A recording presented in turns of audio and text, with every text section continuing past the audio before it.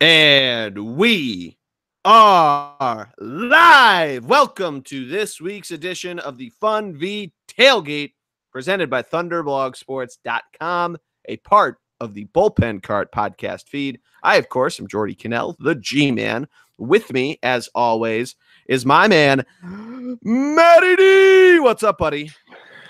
By the way, college basketball kicked off last night. I know this is a football podcast, but I just got to let you know things are back in swing. And I actually think it's apropos to bring this up because what we saw was a Duke program with 3 top-level recruits. And it reminded me that Coach K is attempting to become the Nick Saban of college basketball. Ooh. As he retools and reloads. He has taken over John Calipari as the king of the one-and-done freshman. And he's got 3 this year that look amazing. So if you get the opportunity early in the season, tune in to a Duke game. Watch R.J. Barrett, Zion Williamson. These guys are next level. We're talking maybe 1, 2, 3 picks in the draft. Like, yeah, that's what ESPN projecting right now. I saw that. Right.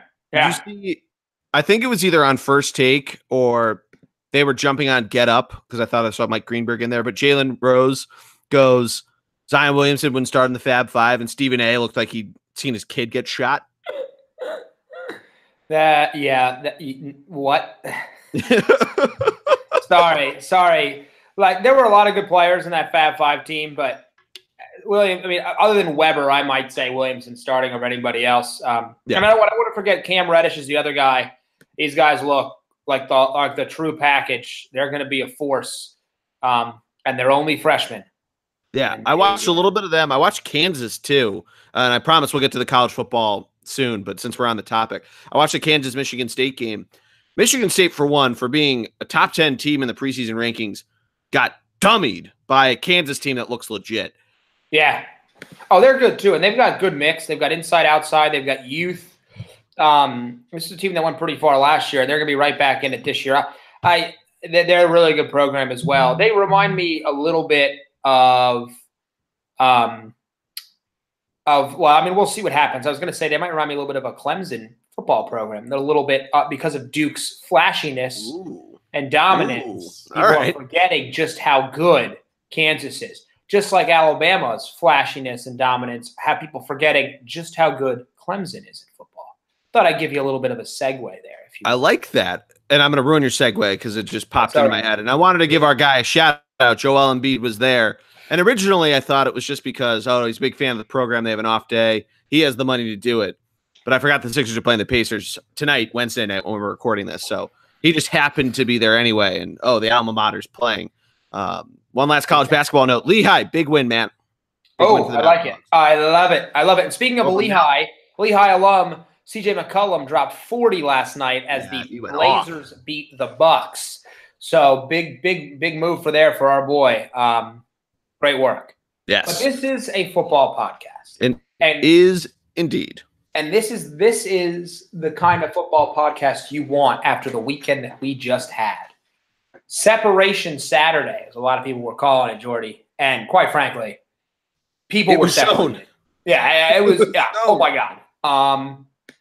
I think we should just jump right to the biggest game of the weekend, 1 versus 3, because it's pretty quick to get it out of the way here. I think that's the way I look at it, at least, unless you feel real differently on it.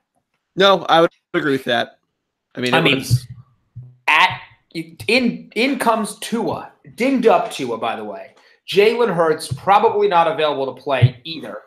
I believe the backup, the third stringer, is a guy named Matt Jones, I think. That sounds right. Yeah. You're thinking, okay, if there was an opportunity for Alabama to lose a football game, they haven't really played anybody before this.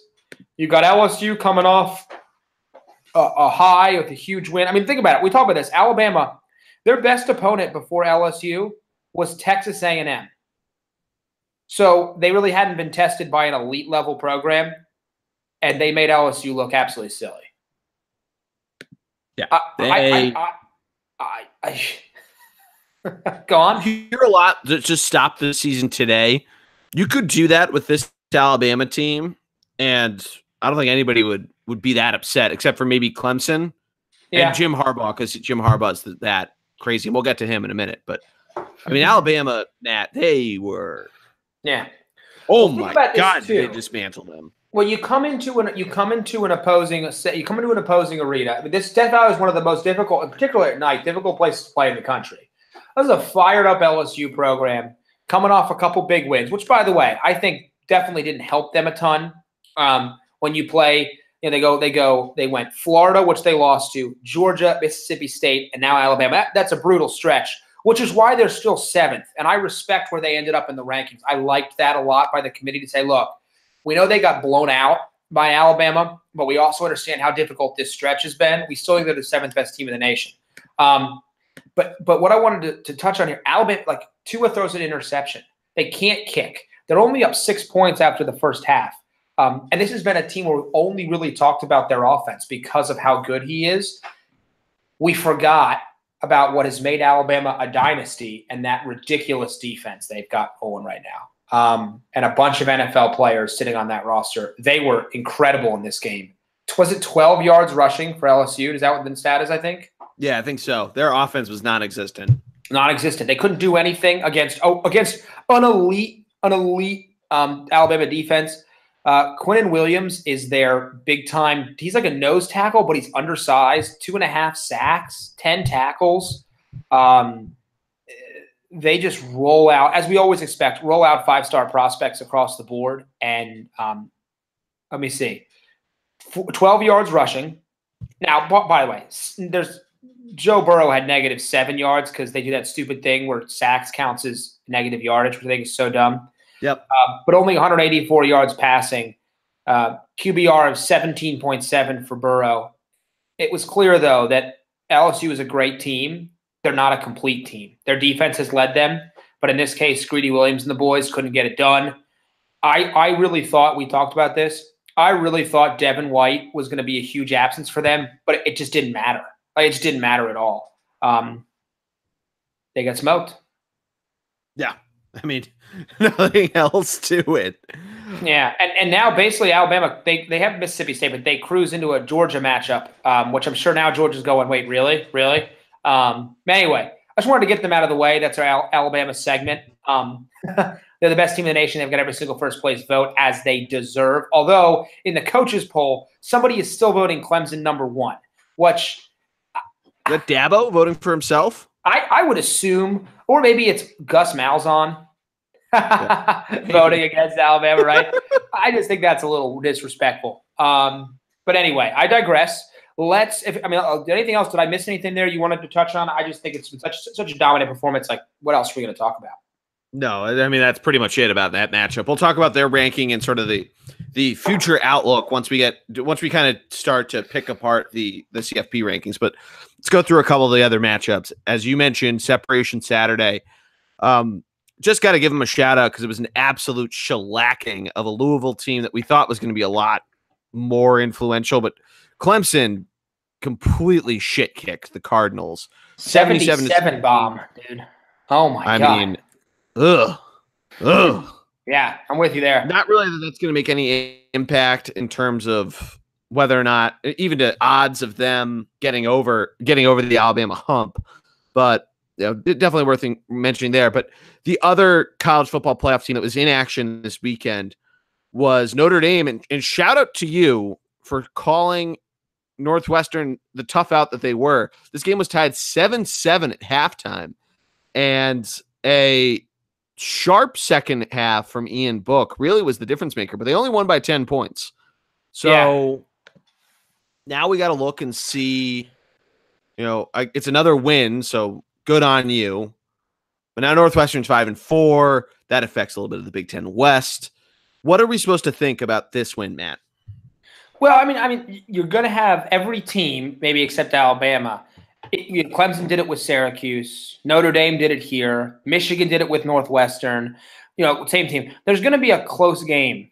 If you're, that you have to beat, you have to battle through. And Notre Dame did it. I'm trying to poke holes in them, but I can't because they won. I mean, they went out there and they won. Now, they've had a couple close games, though, this year. So Northwestern's a quality opponent. But between Northwestern and Pitt, they struggled against Vanderbilt. Ball State was a tight game, 24-16. this basically means that a win like this, what they're saying to the committee is, hey, the committee is basically like going to say, look, you guys have to win out. If they lose a game, they are out. Now, by the way, if you had told me at the beginning of the season that their best win, other than Michigan, may come in 2 weeks if they can beat Syracuse, who's now up to 13th in the college football rankings, with 2 losses, one being to Clemson, which is not a bad loss, obviously, and one of the tightest games. I know no Trevor Lawrence. But anyway, by the way, if Syracuse hadn't lost to Pitt the week after Clemson, they'd be like a top 10 program right now. I know, right? Right? That's going to be a huge test for the Irish. And so, once again, they went out, they're in, but I think close wins like this show that if it comes down to it, the committee, if they slip up and lose a game, they're out.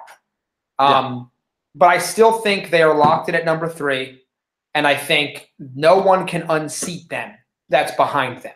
So Michigan winning out, Georgia winning out, Oklahoma winning out, Washington State, West Virginia, Ohio State, none of them can jump Notre Dame. Unless they lose, there's one spot left. By the way, well, we'll talk about seeding. I don't want to jump ahead. So that's what I think this win means. Another close win against a quality opponent, but not a high-ranked opponent. It's not a victory over LSU. So it means that they have to win out to be in the college football playoff, which they're not in a conference, and they don't have a conference championship game. So they should have to win out to be in the college football playoff. Sure. I would argue, too, the same thing of West Virginia, who had a nice little win this weekend. And another fantastic use of the Titanic music. I know I'm jumping a little bit down, but it was against a top 25 opponent. Coming back with their 2-point conversion. If you haven't seen that video, look up the Will Grier 2-pointer with Titanic music. Fantastic. West Virginia just squeaks by the Longhorns, who looked like they were going to pull the upset train and derail a West Virginia season that now, if West Virginia wins and you have a couple slip-ups, they win out, I should say, and take the Big 12. Presumably, they would take out Oklahoma twice. They've just taken out Texas, but they would only have played 12 games, including their conference championship game. So, first, Matt, what does this win, if it being close, is the same thing as Notre Dame? And further, as a second step, what should we think about the Mountaineers as they continue to be a one-loss team? Yeah, I think the only 2 teams, I think there are 3 teams currently that are not 1, 2, and 3 that control their own destiny. Mm-hmm. And we'll talk about it. I'll give them to you now. We'll talk about Michigan, Georgia, Ohio State. Oklahoma, Washington State, and West Virginia are the other, to me, legitimate teams with an opportunity to make the college football playoff at this time. Legitimate. I don't think anybody else, other against UCF, they're not moving anywhere. So if I take a look at West Virginia has to beat Oklahoma twice, it's going to look like, which I think is a tall task. Even if they win twice, if Michigan or Georgia or Ohio State win out, they'll be in the playoff over West Virginia. Exactly. Now, I told you that though, and now I think Michigan and Georgia definitely. They went out, they're in the playoff over West Virginia.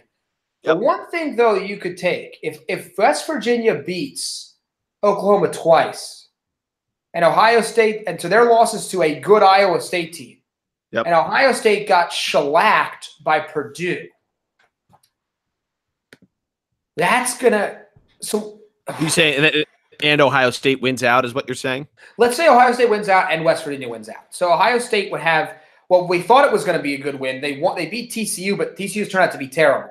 So they're going to have a great win against Penn State, and they're going to have a great win against Michigan. I know Michigan State's ranked, but those are their 2 best wins. And they lost 49-20 to Purdue.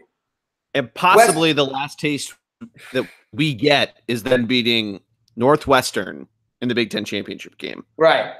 We talked about. Right. West Virginia will have beaten Texas Tech, Texas, Oklahoma State, and Oklahoma twice. And their loss, not a great loss on the road, but at Iowa State. So, and I think the big thing for me there is, now we're pulling hairs, but like you just said, Jordy, Ohio State plays Northwestern or a diluted Wisconsin team, maybe Iowa. I mean, whoever. While West Virginia beats Oklahoma twice? Ooh. Maybe I'm going to retract my statement. The only two teams that control their destiny are Michigan and Georgia. Yeah. They win out, they're in. Everybody else need a lot of chaos for really anybody below Oklahoma to have a legitimate shot at the playoff. But once again, West Virginia and Oklahoma control their destiny to be 5. That's what. But by the way, here's the other wrench in all this. We're getting into seeding because we can't help ourselves. Georgia beats Alabama in a tight match. Does Alabama fall to 5? Exactly. That was the question I was going to ask you. Have we gotten into Bama's locked in, assuming they ride it out, which more likely than not they're going to the SEC championship game undefeated? Have we gotten to the point that Bama has clinched a playoff spot that they could lose to Georgia? They could lose by 2 touchdowns, I think, and still get into the playoff. Assume that Clemson and Notre Dame win out. Let's do the scenario. Notre Dame winning out is the big part of this argument. Because Notre Dame loses and the Big 12 is right back in it, and even the Pac-12 is sniffing. So let's assume Clemson and Notre Dame win. So they're 1 and 2. I got 2 playoff spots open. So Georgia beats Alabama. They jump up somewhere in the top 3. Now I've got 1 spot. I'm looking at Michigan. Let's assume Michigan and Oklahoma win out. Michigan and Oklahoma. So if Michigan wins out, even as good as Alabama's been, I don't think Alabama gets in over Michigan because Michigan's losses to Notre Dame and they won their conference championship. Mm-hmm. Then you match up Alabama. Now, this is assuming Michigan wins out. Michigan loses, Alabama jumps Ohio State, in my opinion, because they'll have a better loss. If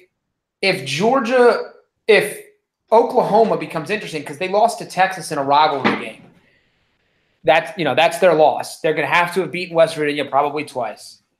You match their resume up with Alabama, and they might have a better resume, but I still think Alabama gets in over Oklahoma. Yeah, I would think so too. That might be a Big Ten bias coming out of me there because Michigan, Big Ten. So I still think Alabama could lose and still get in, but it's going to be tougher though. I don't think it's easy in that case. Mm-hmm. I just think a season like this, where Notre Dame is finally making an impact, like Notre Dame fans have always wanted to, I think that it's going to make the committee really think about the 4 teams and the system that it has there. Because if Brian Kelly. I mean, he did this 5 years ago with 6 years ago, with Notre Dame.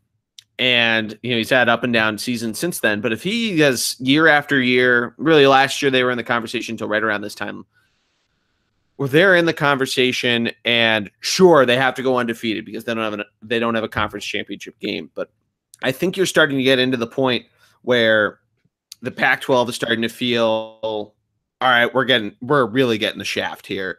The Big 12 is going to be at the point where they might get left out again.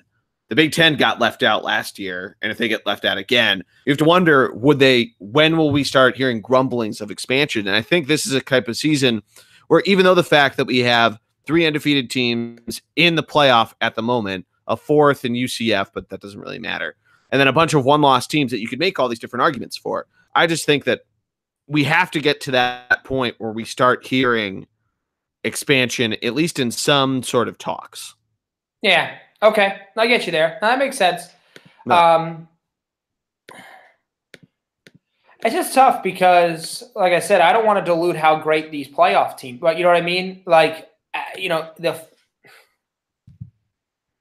guess it makes a lot of sense. Like 6 teams to me makes a ton of sense this year. Like right now, season ends.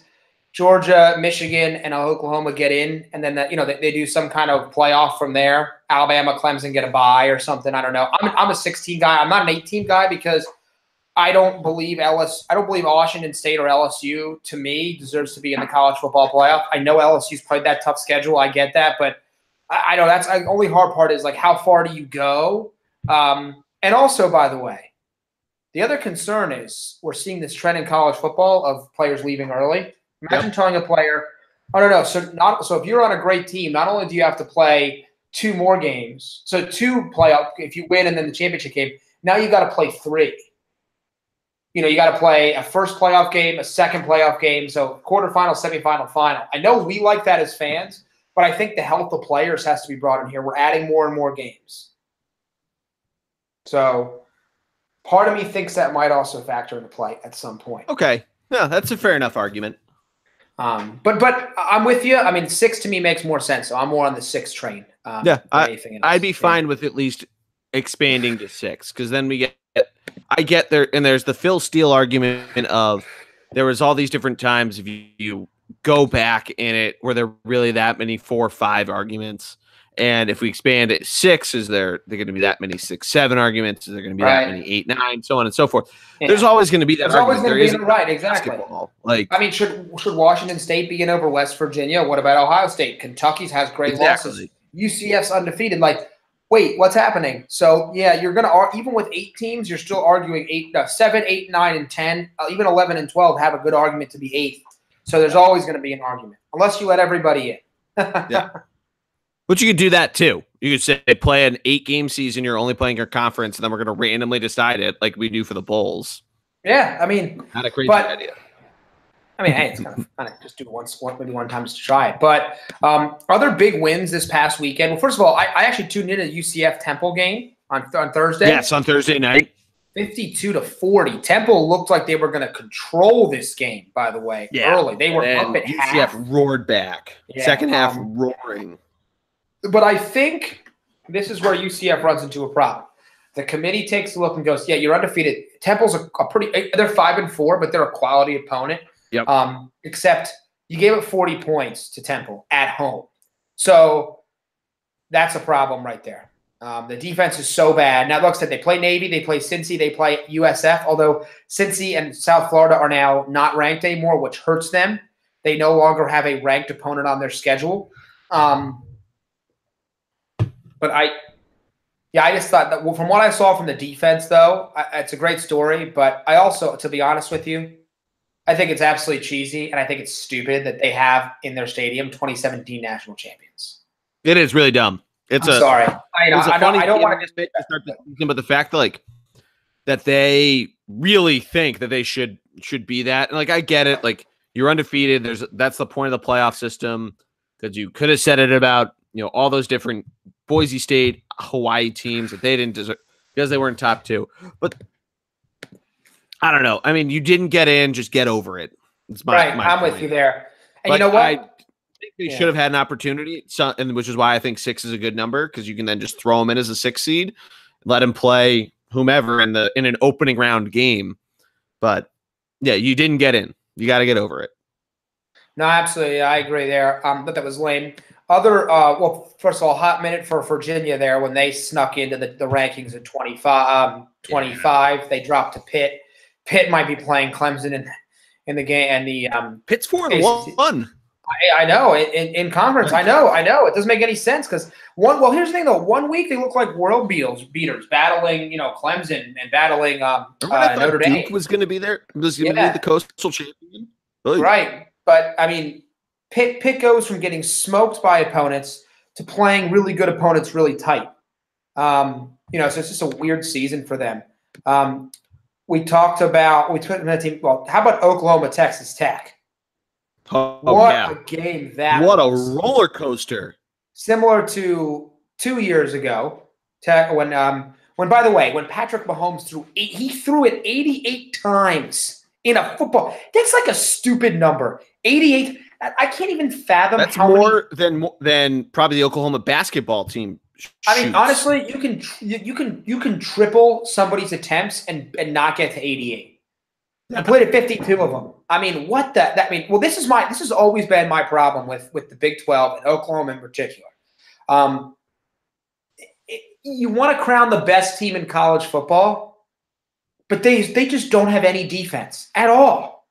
And it's hard for me to say, oh yeah, Oklahoma should be in the top 4. When you look at the top 4 teams right now, Alabama, forget the offenses. Alabama has a defense. Clemson has a defense. Notre Dame, underrated defense. Michigan obviously has a defense. Georgia has a defense. Like Oklahoma just doesn't have a defense, and that bugs me. I can't bring myself to think a team with no defense should be in the college football playoff. I don't know. I miss the balance that used to be had. Let's see. Think of Georgia. The most points they've given up in a game this year is 17 points. I'm sorry. I take that back. They give 29 points to Missouri at Missouri. That's their worst outing of the season. Oklahoma gives up 29 points in a quarter.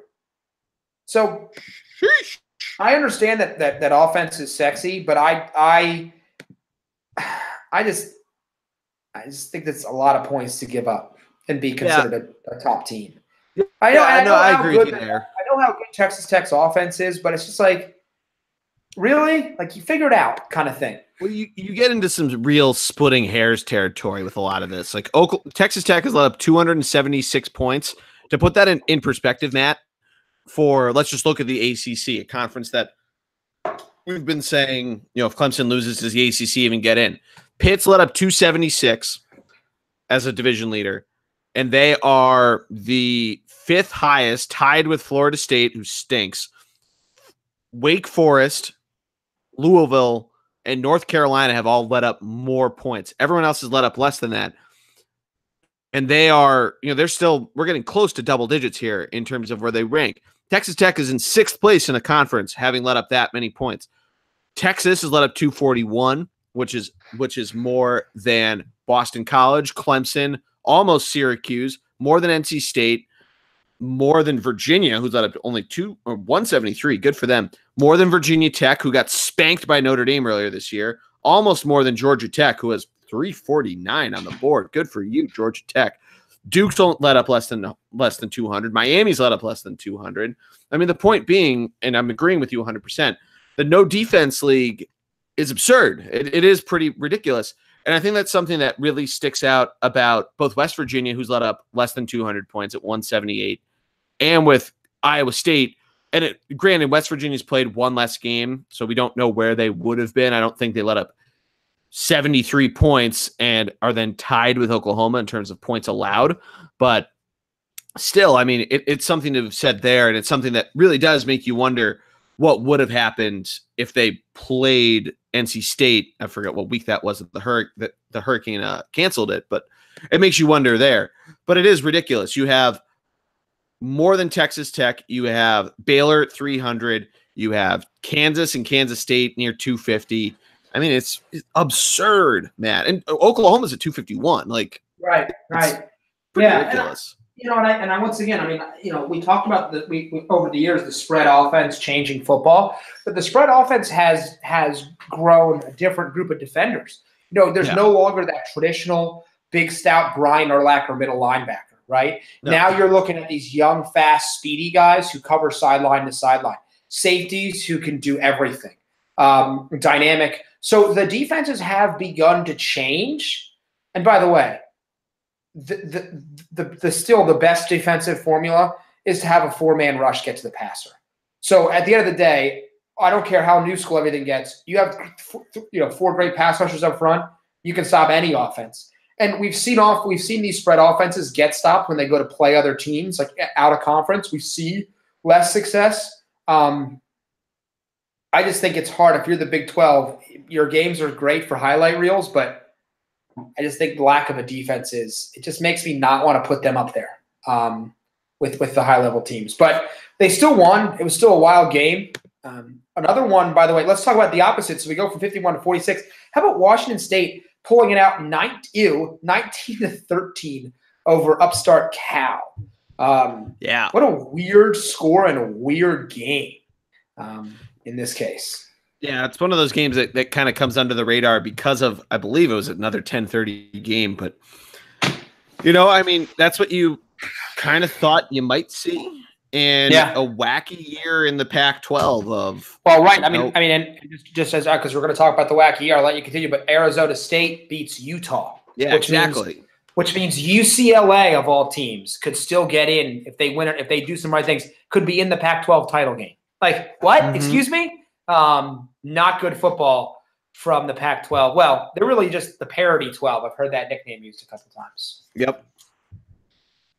Yeah, I don't know. It's good for Washington State. They're still a one-loss team. They still have a remote shot at this, but I think kind of reiterate the point you made that they have a lot of help that needs to be had in order for them to actually, have a shot at making this thing. You need to see Notre Dame lose. You need Michigan to lose. you probably would need Ohio State to have some sort of loss in there leading up to the Michigan game, or Michigan loses but still beats Ohio State. You need which is going to be shocking. Oklahoma to lose to West Virginia, and then West Virginia to lose to Oklahoma in the rematch. Yeah, I mean, you need a lot of help there. I'd even argue you might need. I guess LSU's kind of done at this point because they won't get a 13th game to give someone a real shot at another last look for the committee. But I don't know. It's I feel like they need to have some sort of Ohio State smacking of Wisconsin in the Big Ten championship game in the very first year of the college football playoff for them to really have a shot at getting in for really impressing the committee there. But again, you need to have a lot to happen in that case. No, yeah, I'm with you there. A couple other big games. Good for Auburn, by the way. They beat ranked Texas A&M late. I found the college football preview issue for Sports Illustrated, and in that issue, they had a top 15 picks of the draft. Like they did the draft prospects. Jarrett Stidham was a top 15, the only quarterback on the list, top 15, first round quarterback. He's played his way out of almost being drafted at this point. So good for them to get a win. This is a team that had such high expectations after the Washington win week 1. They're 6-3. Gus Malzahn appears to probably be a little safe for now, although they don't have necessarily the easiest schedule to end their year. We know they play Alabama, and they play Georgia this week. So 2 more losses look pretty likely, making them a 7-5 Auburn team, which is not what this team was looking for. And obviously the particular loss to Tennessee is just a brutal loss for this team to take. But good for them to get a win. And then the other game that I thought was some – I know we're going to get to some ranked games, but Missouri just brutalized number 11, Florida. Yes. 38-17. Drew Lock looked the part. Florida does what they normally do: great defense, no offense. And yet in the swamp too, which I think is huge. Right, but here's what I don't get: they were ranked 11th or 12th, and they're only down to 15th. And some teams like I know that Missouri is so Penn State drops same amount of losses. I know they don't have the same quality wins, but they drop way down after getting beat badly, but beat by a highly ranked Michigan team. And then Florida only drops a couple spots for losing at home to Missouri. Once again, we're not talking about a team that's making a playoff, but I thought that was a little disrespectful to some teams behind them, such as a Boston College, Penn State, even Texas. Texas has the bad Maryland loss, but they've also lost. They've also some good opponents. So once again, I thought that was a little weird that they lost by so much and didn't fall a lot. But once again, there's a lot of really great teams nipping at their heels behind them. A lot of 3-loss teams, 15 and below. Yeah, it's it's good. It's good that the committee actually looks at quality wins and where these teams stand in the rankings with everything to keep them in there. I mean, like you said, there are a lot of 3-loss teams hanging around in the college football playoff rankings. And we'll probably see more as the season goes on because we'll probably see BC plays Clemson this weekend. You probably see them fall a little bit. NC State, if they can hold on to their 2-loss pace, who knows where they'll end up? But good for the committee. Well, we haven't jumped over to the Big Ten yet. Before we get there, I want to touch on one other game. I saw this coming. Georgia going into Lexington and just bludgeon it's like watching a sledgehammer hit that Kentucky defense. DeAndre Swift. Yeah, that's a good point. We forgot to mention that. Yeah, I mean this was a game where Kentucky they still should be really proud. This is this program is going in the right direction. Didn't fall that far. Knocks them out of any outside chance they had at going. So it locks Georgia into the championship game. Knocks them out of contention of going to the playoff, which they probably had a little bit of a shot for. But, yeah, I mean, Georgia looked like they woke up a little bit after that beat down by LSU, which is good for Georgia, dangerous for Alabama. Yeah, I would think so. I mean, it'd be nice to see Alabama have some game that's a close struggle. I'll put it that way. Before the playoff, even before a championship game, even. But you want to move over to the Big Ten before we look at this upcoming week in the rankings? Say that again? You want to do the Big Ten before we go over the rankings? Oh, absolutely. I definitely wanted to touch there. Let's start with the non-ranked game that was way closer than expected. That was Ohio State versus Nebraska. Nebraska finding a little bit of life, by the way. Only a 36-31 win for Ohio State in a tight, contested game. Scott Frost getting that program up and running there, though, in Nebraska. Yes. Yeah, I mean, definitely a sign of the positive direction. They were up 21-16 at halftime. Really just a good third quarter, really, from Ohio State that was the difference makers. Nebraska actually outscored them in the fourth to make it a 5-point game. You and I both had a very close eye on that when we were out at the Thunder Cup.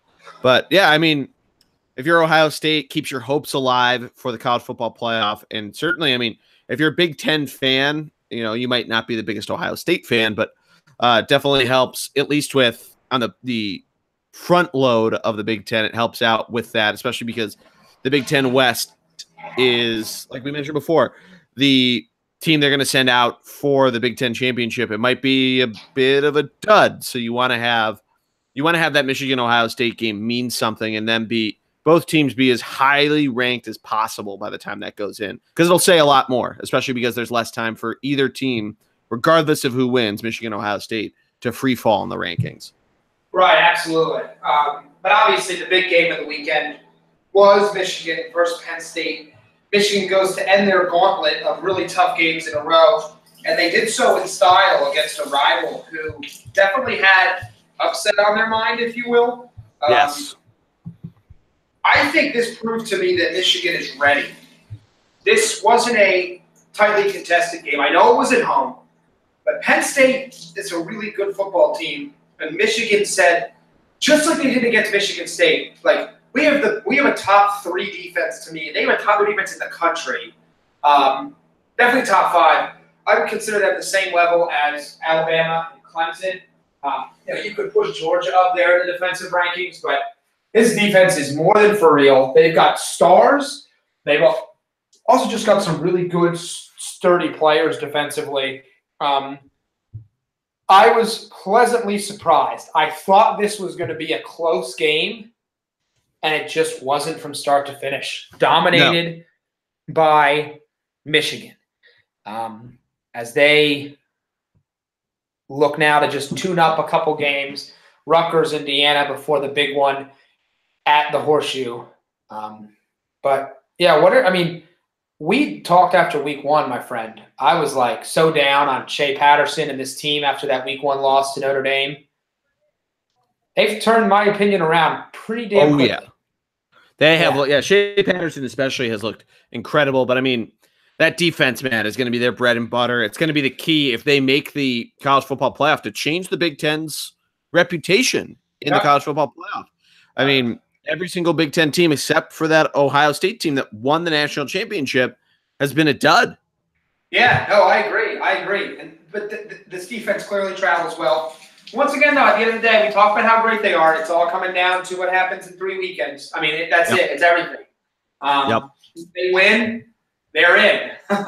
So yeah, that's basically it at this point. I never have a good feeling against this team, against Ohio State, but you couldn't be higher now. So we'll see what happens. But yeah, let's move on. Unless I miss anything with Michigan there you want to talk about. Let's move on. Yeah, let's look at the rankings. I know we talked about a lot of them of where they end up, but we got Bama, Clemson, Notre Dame, Michigan as your top 4. Michigan moving in place for LSU. Notre Dame moves up to 3rd, where they've been in the AP poll for the last 2 weeks. Georgia and Oklahoma are your 5 and 6, with LSU, Washington State, West Virginia, and Ohio State rounding out the top 10. Matt, is this what you expected when you saw the results of last weekend? 1 through 6 made a ton of sense to me. I agreed with 1 through 6 big time. My biggest gripe here is with West Virginia. I think they should have been 7th. I liked the respect LSU got, but I thought Washington State's close win against Cal looks worse. So to just keep them at 8 didn't make a ton of sense to me. While West Virginia went and beat a very good Texas team at Texas. So I would have liked to see West Virginia at 7 and LSU at 9. But the top 10 teams to me are correct. Yeah, I would agree with that. That was really strong, the top 10 teams. And I agreed with Kentucky at 11, and I like not moving UCF. They're waiting in the wings, but they did not impress me enough against Temple for me to go, oh, this team, they should move up into that top 10. I think they end the year in the top 10, by the way, just because of attrition. Totally think the committee got this right, though. Happy with the rankings. Makes sense. And once again, you can argue Georgia over Michigan, and I'll hear you out on it, but it doesn't matter because Georgia and Michigan, right? They just control their own destinies. Both teams win out. You win out, you're in the college football playoff, in my opinion. Both those teams. But yeah, after you get by 12, it's just a mismatch of strange teams, right? Syracuse, NC State, Mississippi State, Boston College, Michigan State, Iowa State. Iowa's still in the rankings after losing to Purdue. Fresno State making some noise, looking well-positioned, by the way, to possibly jump UCF if UCF falters against one of their tougher opponents to end the year. But, yeah, and I'm glad Auburn and Washington sneak back in the end, which I liked too. Yeah, I do as well. I mean, I think that's definitely something to help bolster both the Pac-12 and eventually Alabama's, resumes in terms of how the Apple Cup and the Iron Bowl will go. Right. But good to see them jumping back in there. I mean, Washington's been in the rankings for the last couple of weeks, so good on them of getting into in the AP, I should say. So good of them to get into the college football poll. Let me ask you a question. Yeah, fire away. Two biggest risers of this week in the college football rankings. Two biggest risers going up 6 spots and 7 spots. Syracuse and NC State. Mm-hmm. Boston College coming in 3rd with a 5-spot rise to number 17. All everyone talks about is how weak the ACC is, which makes sense because every other – I shouldn't say every other. The ACC doesn't have another top 10 team. Big 10, Big 12, SEC do. Is it that we are underrating the ACC, or do you think that they're overrating the ACC by moving Syracuse, NC State, and Boston College so high up in the rankings? I think it's a pricing in effect. Okay. Clemson has to play Syracuse. Notre Dame has to play Syracuse. Clemson's playing Boston College this week. I think it's something where if BC were to make a huge upset, they, instead of jumping 10 spots now, they would maybe jump 5 spots, depending on how the rest of the weekend goes. Yeah. I think it's helping with that, just in case something like that were to happen. Because look at it this way. Syracuse moved up 6 spots this week from 19 to 13 in the college football playoff poll. They moved up from 22 to 13 in the AP, which the AP's had this trend of doing this the last couple of years where they decide that, all right, we're going to try to mimic what we now think, given the original college football playoff poll and so on and so forth, the most recent poll, where we think these teams may jump.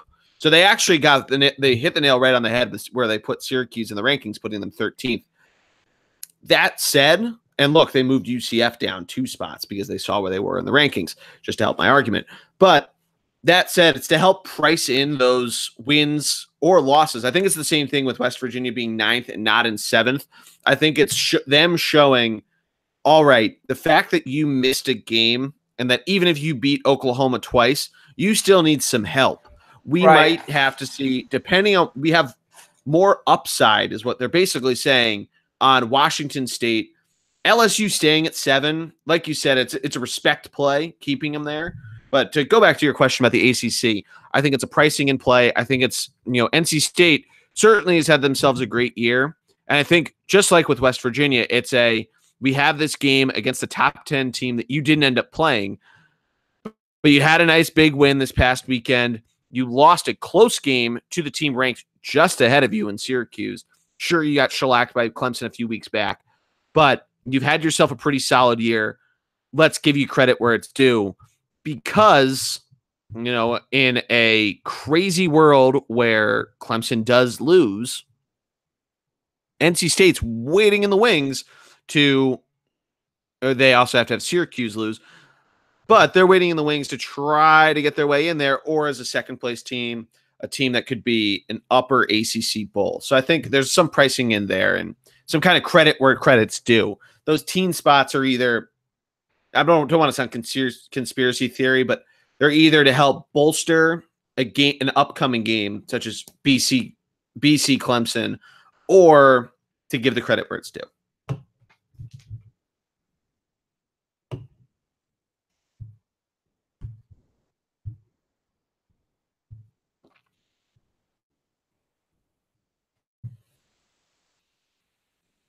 Matt, you are muted right now. Yeah, I was muted right there. I don't know what I just did. I don't know, weird. I don't know either. All right, well, my apologies. Hey, weird things happen, okay? Yeah. Just like how weird things happen in college football and in the NFL. Weird things happen with me. I mean, I'm a weird guy. Before we jump back in, let me use the bathroom quick, and then we'll jump back in. Okay, you cut me. Oh, I thought we were still going. I was trying to figure out how to talk my way out of it. Sorry about that. No, you're good. I'll just edit it later. It actually works out perfectly. So cool. Good job.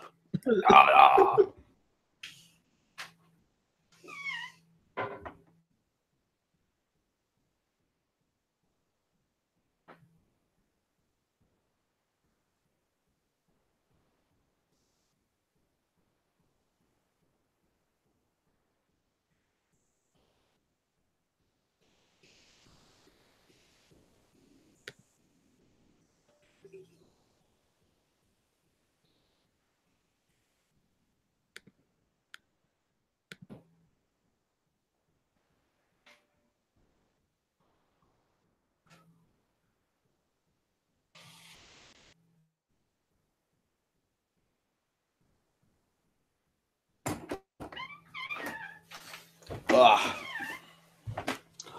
All right. Cool. We can just go from right after I'd said all the pricing and shit. Does that work for you? Yeah, I'm just gonna say.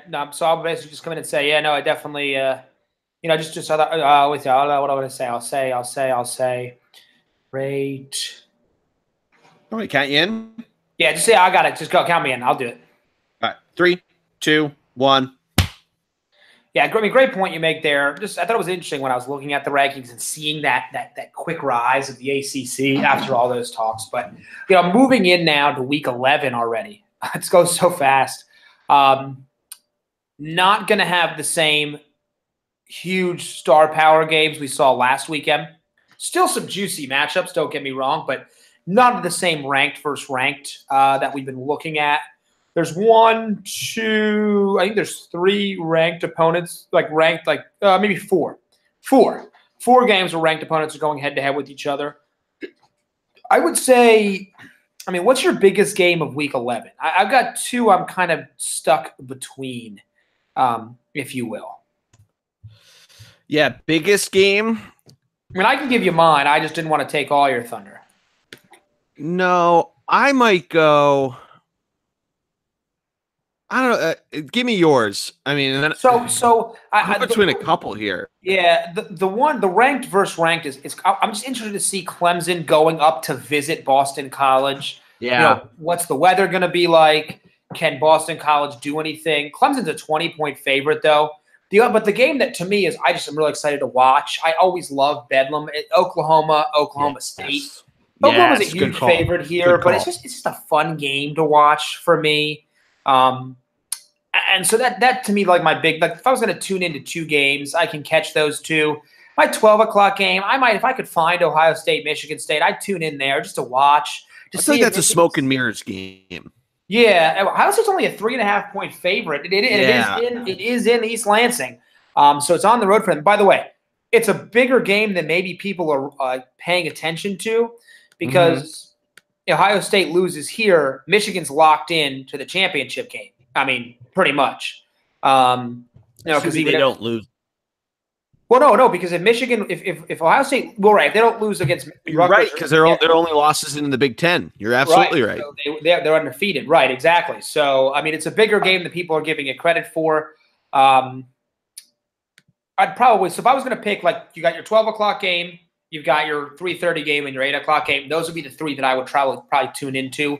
They also have big implications. Say again? Mine's also in the Big Ten, and it's a little bit more out of left field, but it's Iowa hosting Northwestern. And it's really just because we've been mentioning this with the Big Ten West and who will come out of that. Iowa's pretty much out of it, but Northwestern, if they lose here, you do have some tiebreakers that come into play and everything where, how everything goes down. And I believe there's some games still on the table between the teams up top. But it definitely comes out with, it'll give some questions as to really what happens with the ultimate winner of the Michigan-Ohio State game, assuming those are the two. And if Ohio State loses somewhere, then Michigan. But who will be that final, that final taste in the committee's mouth that the Big Ten East winner will face? So I don't know. That's one definitely to watch out there. I mean, and by the way, I want to throw out Alabama, Mississippi State. Yeah. Oh, yeah, I mean, well, I don't think so. This is a potential trap game for Alabama, though. They come off of such a high, and now they've got to go play Mississippi State. I was going to mention, you mentioned, like, taste in your mouth. You think back of Michigan's loss. You think of Oklahoma's loss. When they lost, they were done. They were cooked. They're out of it. And now they're 4-5 in the rankings. Just shows you an early season loss is so much different than a late season loss. Doesn't matter what you do or how you word it, it's always different. It's at Alabama. Like, to me, that's why I think Alabama-Mississippi State's a blowout. If it was at Mississippi State, maybe Nick Fitzgerald keeps it close. I just think Alabama's on a mission this year.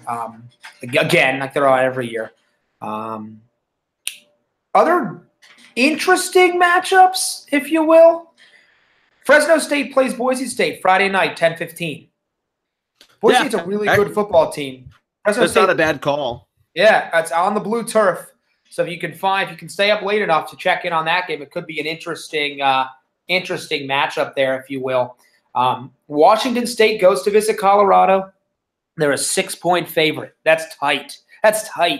So could be the upset there. If you're thinking that way. And then Georgia, Auburn. Auburn's playing spoiler.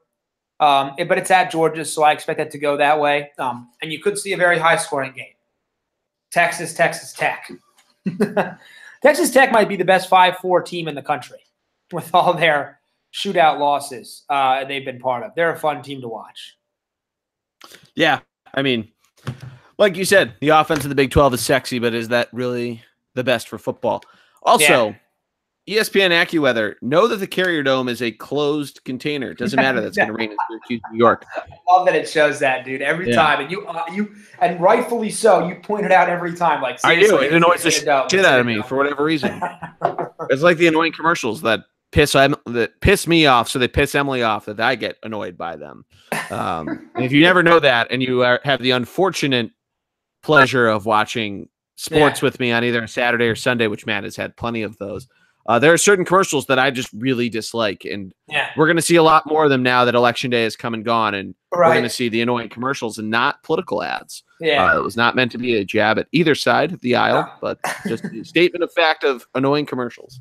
By the way, you should tune in this week to college football because, and I know we don't normally do this, but I got to let you know, Week 12 might be the weakest slate of games. The only game that looks even remotely interesting is Syracuse-Notre Dame. Let me go through some of the teams that are being played. This is a wild, wild week in college football. Oklahoma plays Kansas in Week 12. Okay. But more importantly, it's that week that everyone forgets about where the SEC plays cupcakes. All their shit games. Alabama against the Citadel. You've Florida, Idaho. Right. Kentucky, Middle Tennessee.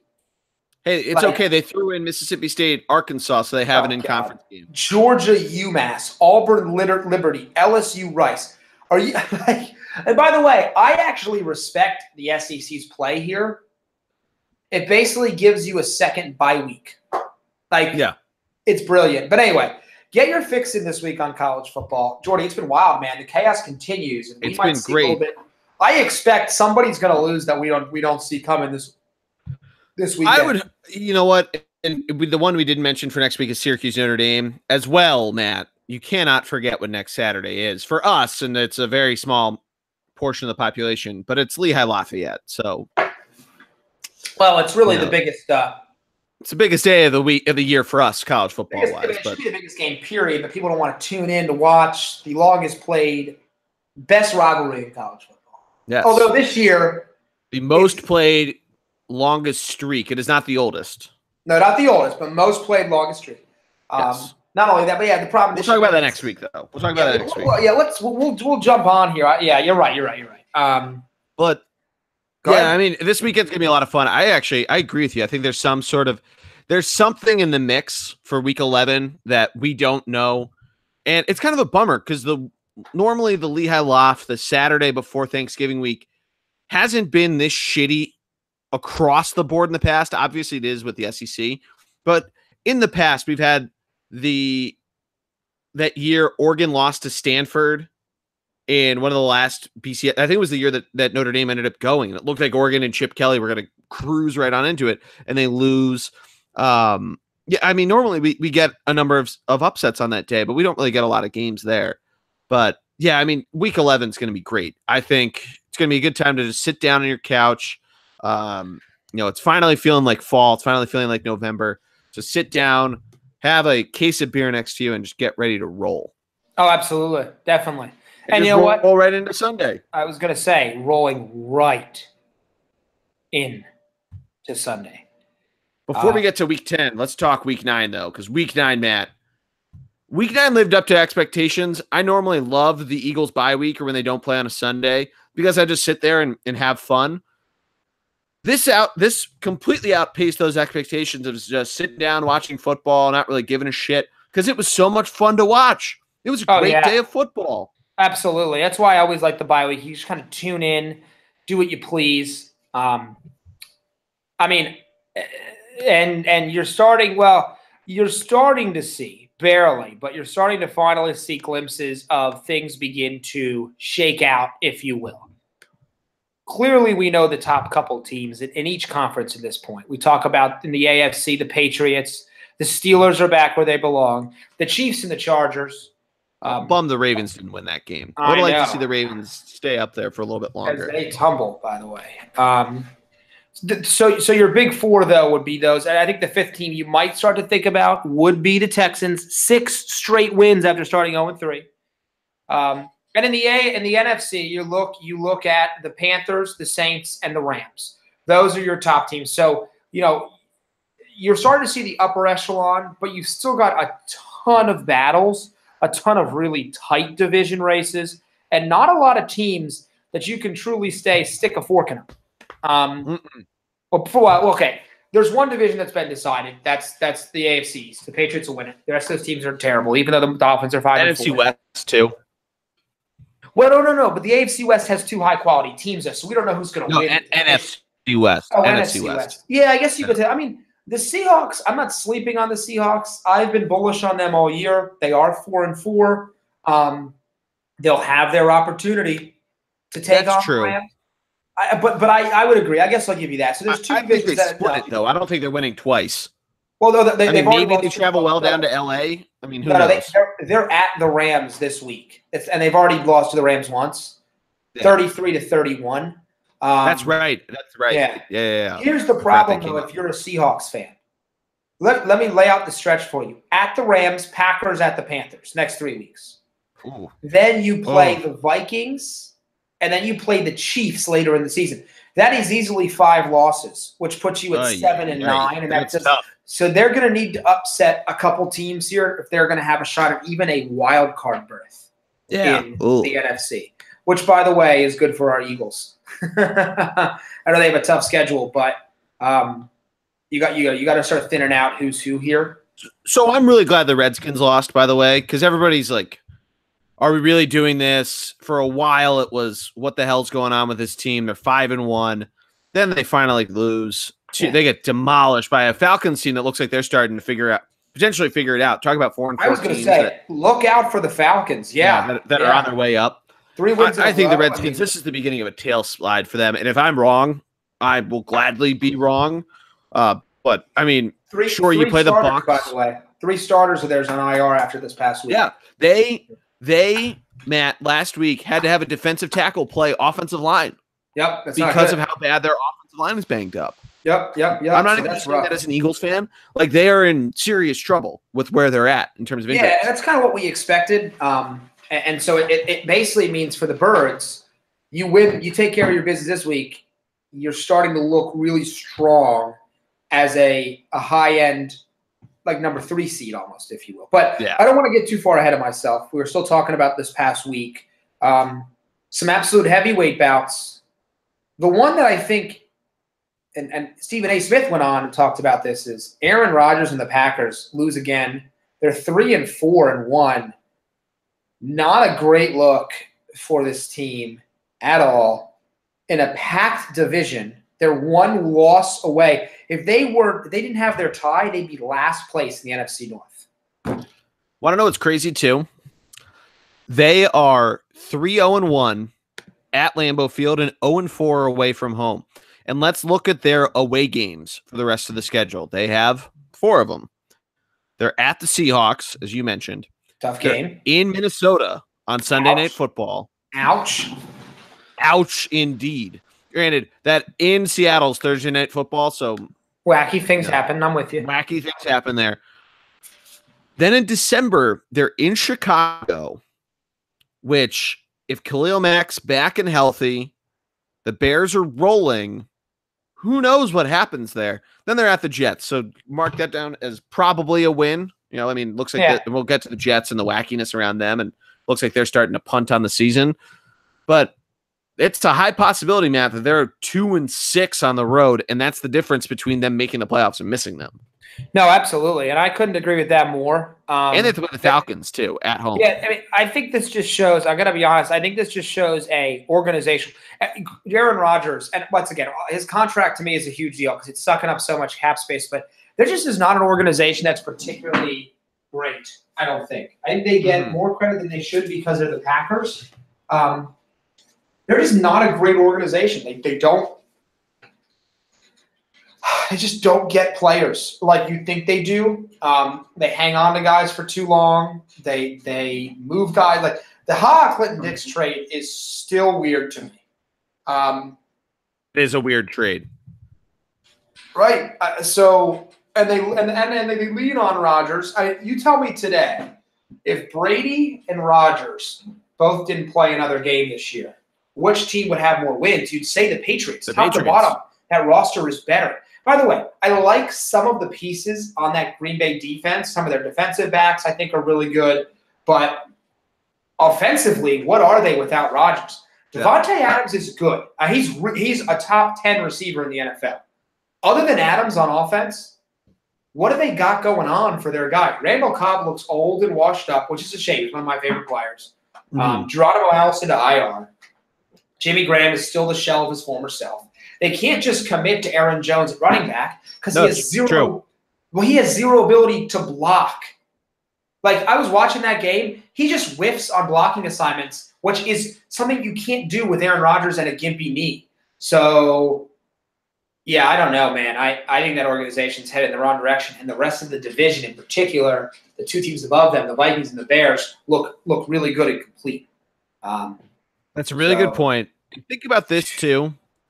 So when the Packers had Brett Favre in the year, so they lose in the conference championship game in 1996, the 95 season to the Cowboys, who won the Super Bowl. They win the Super Bowl the next year. They lose in the Super Bowl the next year to John Elway. Then they make the playoffs but lose. Then they go 8-8, 9-7. They start to become good again in the early 2000s, 12-4, 12-4, 10-6, 10-6, 3 straight wins of their division. But then in those middle years, 2005, they're 4-12. 2006, they're 8-8. 2007, when they weren't supposed to be good. Remember, that's the game that they beat the Eagles on that muffed punt in the start of the 2007 season. They go 13-3 and lost to the Giants, and the year the Giants defeat the 18-1 Patriots. But I mean, this is you're absolutely right. This is the problem that organization runs into, is that they pay their guy, their franchise guy, and they obviously got Aaron Rodgers back in there and certainly had it. And then they had other guys that had great seasons throughout, but and even in some of the Aaron Rodgers era, remember there was the year Aaron Rodgers was hurt, and without him, they barely got into the playoffs. I don't know. I mean, I think you're absolutely right. It's one of those things where you build so much and around this guy, and it's tough to really build yourself out from there. I mean, think about it this way, Matt. That 2013 season where Aaron Rodgers was hurt and they had to go march down the field against the Bears to win the NFC North. That was when Eddie Lacy was the offensive rookie of the year. And then Eddie Lacy very quickly fell off. Yeah, I used to love him too, which is a shame. Yeah, he very quickly fell off from there. So, I mean, they either have to hit home runs in the draft, which has been the Packers' big mantra through basically their entire, organization's history. But, I don't know. I think that the Jordy Nelson factor certainly has been a big part of it. Yeah, no, I agree. And, I mean, they're not out, though. It's Aaron Rodgers still. They're certainly not out of this at all. It's still a winnable conference because, quite frankly, the Vikings are still I'm a little enigma on the Vikings because they've got so much talent, yet they're only 5-3-1. And the Bears, I'm not a believer in because I don't believe in Mitch. It's an interesting storyline there. I want to jump to the AFC and discuss a little bit about the AFC South. The Titans come away with what is really a must-win against the Cowboys to try to keep pace with this Houston Texans team, which is just literally on fire. They look so good right now. The Houston Texans do. Probably not looking to be going into a bye right now, but they come out of the bye, have a very important game for us at the Redskins. Then they have the Titans, but they play the Browns, the Colts. They're at the Jets. So this is a team that really, if you look at their schedule, it's the Titans and at the Eagles are the next. They're two hard games. This is a team that could honestly be 11-5, maybe even 12-4 to end the year. If they're 12-4, they might end up squeaking in for a bye. That's how, because of you just think of That's not a bad hot take. Right, because if you assume the Chiefs are going to make it, I'll give that to you. The Patriots are 2 losses. So they might not end up being 12-4. This Texas team, no one's talking about them, and yet their defense is back. J.J. Watt is once again back and being a superstar, and that offense has been really good and getting better every game as Deshaun gets more comfortable coming off the knee injury. Yeah. Oh no, I totally agree. Yeah, I mean, Jesus Christ. The one thing that might throw a wrench in that plan is just a Jacksonville team in Week 17 that might want to play spoiler. Mm-hmm. Because it looks the Jags are basically done at this point after losing 4 straight. But they're only 2 games behind. Exactly. It's a weird situation that we're in right now. And the Titans are right there. And quite, you know what? I was a little. I did this too, so I got to bring it up. I was a little disrespectful to the Tennessee Titans when we played them. We weren't upset by the Titans. The Eagles were beaten by the Titans. That's a really good football team. Vrabel hasn't missed a beat. They're a great defensive team, in my opinion. They're underrated across the board. They're a team you don't want to play in the playoffs because of their ability to run the ball with Deion Lewis and Derrick Henry. I like the trajectory of that team. To me, is still going in the right direction. Yeah, I would totally agree with that. I mean, and look at the rest of the teams that they're floating around near. The Dolphins, I really am not optimistic on them. The Chargers, who will probably be the 5 seed as the first wild card. But who knows? I mean, they could come into, the Chiefs start to show glimpses of rookiness. It could be something there. The Bengals is probably the biggest one that they have to contend with. Maybe the Ravens. But the Ravens really look like they're in a nose dive now. So, I mean, who knows with the Titans? I mean, they're playing the Patriots. Is it this weekend or next weekend? Which, 2 weekends, 2 weekends? No, maybe it is this weekend. Hold on. Maybe it is this weekend. Yeah, I know that's coming up soon. But that's, I mean, they're in a position where they could, it is this weekend. Okay. So presumably they move to 4-5. I mean, it is at home, but I don't think Tom Brady is going to fall for Nash Vegas like the Eagles did. No. That team looks like they're rolling. Yeah, I mean the Patriots. They're in a good spot right now. Another year where someone said the Patriots were done, and Tom Brady said, "Hold my juice cleanse." Yeah. Do you remember when they lost to the Lions? Because no one else does either. And by the way, we just talked about this team. How about the other team in that division? The Colts are 3-5. Yeah. They're not a put away team anymore. No, certainly not. And this is a last place schedule team. What I mean by that is that the rest of the way for the Colts, they don't have that elite team on their schedule other than they play Houston. They legitimately are going to be every game they play, it's going to be close. They play the Dolphins, they play the Cowboys, they play the Giants. So I wouldn't see them, aside from the at Houston game on December 9th, to be more than 3-point dogs in any of the games. In any of those games, if not a favorite. So, yeah. I don't think they're going to do it, but I just thought it could happen. It could happen. So it's like my fantasy hopes. I'm 3-6 right now. Not that anybody cares. Big game this weekend. Oh, yeah. And the biggest and the no one gives a shit fantasy matchup of the year 2018, you versus me, duel in the dome. But again, nobody gives a shit. So many. Anyway, so moving into, first of all, a couple, I guess you could call it storylines to watch. Dez Bryant signs with the Saints. Yes. Yes, indeed. Because you know what? They play the Cowboys in, what is it, week 13? Mm-hmm. I mean, that New Orleans Saints team that has looked absolutely fantastic. And, I mean, add Dez to an already explosive receiving core that includes their running back and Alvin Kamara. But Michael Thomas, the Mr. Cell Phone, with Dez, who I wouldn't be surprised if I saw him pour popcorn on himself just to be like T.O. at this point when he plays against the Cowboys. I mean, it's going to be insane. This team now, remember when they lost to the fucking Buccaneers week 1 and we were all like, what the hell is up with this team? And then they almost lost to the Browns? Like, that we are way beyond that now with the New Orleans Saints. Yeah, right. I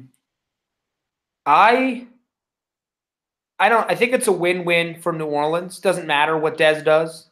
If he's good, bad, they can get rid of him. They've got a strong locker room there because of Drew. They do need help. They really only are. They're really a one-wide receiver team for the most part. So it's a risk. It's a no. To me, it's a no risk. They just cut him if they don't like him. I think it's a great idea. Great idea. Other storyline to follow, Sam Darnold. He's quote-unquote out with a foot strain. I'm telling you right now, they are benching him. But their bye week is next week. They're not going to play him, and they're basically like just sitting him down for a little bit and letting Josh McCown dive in. So the biggest toilet bowl game probably that we'll get this year.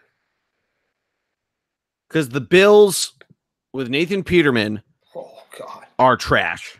The Jets have been in the last couple weeks, even at home.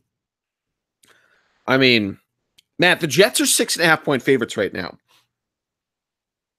That's how bad this game is looking to be. Stay away from it betting-wise, but holy shit, is it just an absolute game. Yeah, could not. This is going to be, to give everybody context, this is going to be the game on Red Zone. Because look at the rest of the 1 o'clock slate. You have Redskins, Bucks, which probably be high scoring. Chiefs is going to be high scoring. Jags, Colts might be in the same scenario. Patriots, Titans, Falcons at the Browns, Saints at the Bengals, Bears, Lions. You know, this is going to be this Jets Bills game, a game on Red Zone that only appears like once, and it's going to be like a 7-0 game. Right. I definitely see that. Absolutely. And the Bills have a very good. I think the Bills have a really good defense too. So whether both teams actually have scarily good defenses that make this game. It's gonna be a rough one, dude. I could not agree with you more there. Yeah. What other storylines should we look into for week 10 in the NFL, Matt? Well, We're at the we're pretty much at the halfway point here. MVP race is loaded. Mahomes and Gurley are your 1A, 1B. Drew Brees has inserted himself right in there. You can't forget Cam Newton. Tom Brady is still sniffing around it, although I don't think his statistics are going to be good enough this year.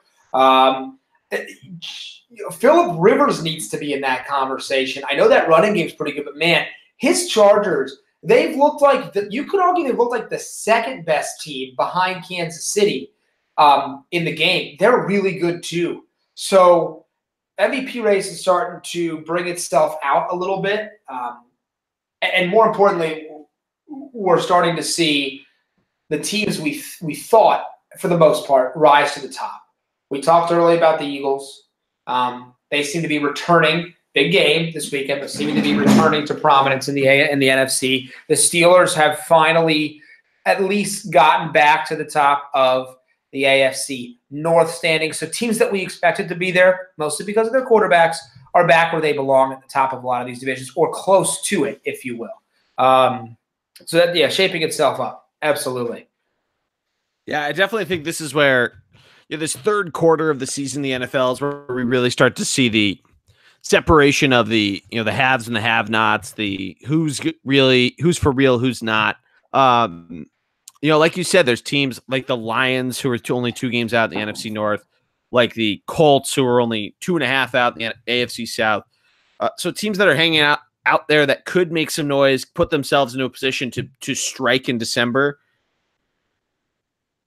And it's definitely a month that, with how much of college football and how much that's heating up, the NFL, not that it goes by the wayside, because it is certainly the king of all sports leagues in North America, but it's definitely a month where you really pay attention to it mainly on Sunday and really checking your fantasy team. So I mean, don't keep your eye off the ball in terms of this, both as a fan for your team, but also in these storylines, because we're having so many different things popping up. Whether it's the craziness of players now reporting and signing other teams. Will Le'Veon Bell show up?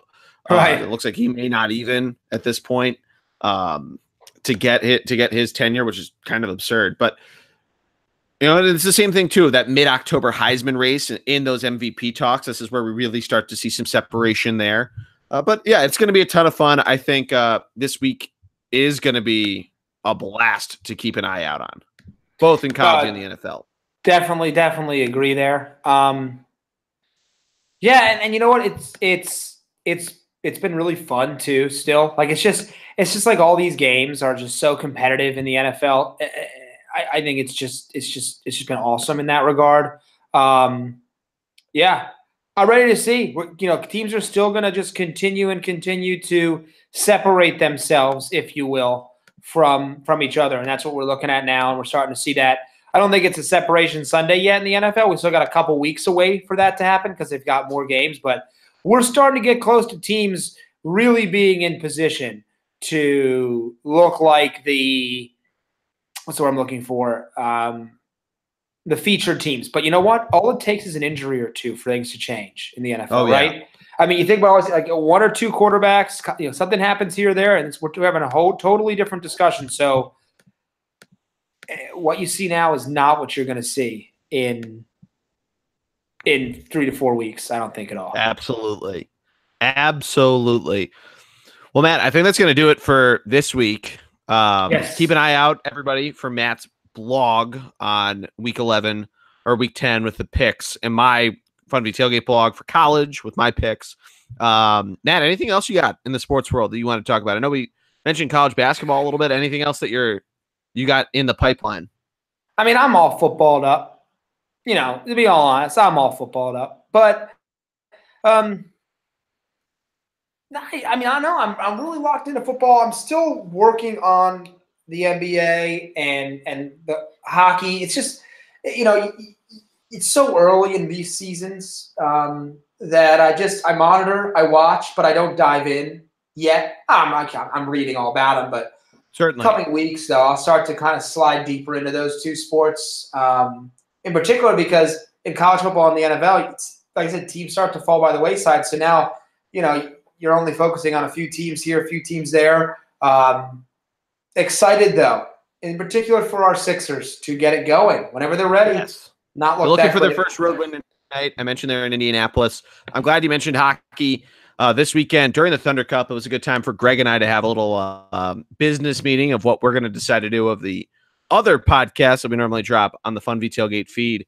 We're probably going to do something in the realm of hockey. We're working on setting that up now. So keep an eye out for that on the feed. Make sure that you like, share, and subscribe. We're figuring out what we're going to do with basketball. I don't know if we might call on Matt. We might call on Third and Girl to help us out because Greg doesn't pay as much attention to the NBA. So maybe that's something that we wait until after the NFL and just kind of have it as all basketball, you and me, Matty D and myself, the listeners. But keep an eye out. Just make sure you subscribe. That's really the biggest thing you got to do. The bullpen cart on iTunes, thunderblogsports.com. Matt DiStefano21 on Twitter, Jordo9 for me on Twitter and Instagram. But Matt, let's go Birds, baby. Yes, let's go Birds. Hey, hate those Cowboys. Love Cowboy Week. Hate those Cowboys. Go pick up a Dallas Sucks beer and shotgun it. Yes. That's going to do it for us this week. Fuck the Cowboys. Fly, Eagles, fly. Let's go. Thanks for listening.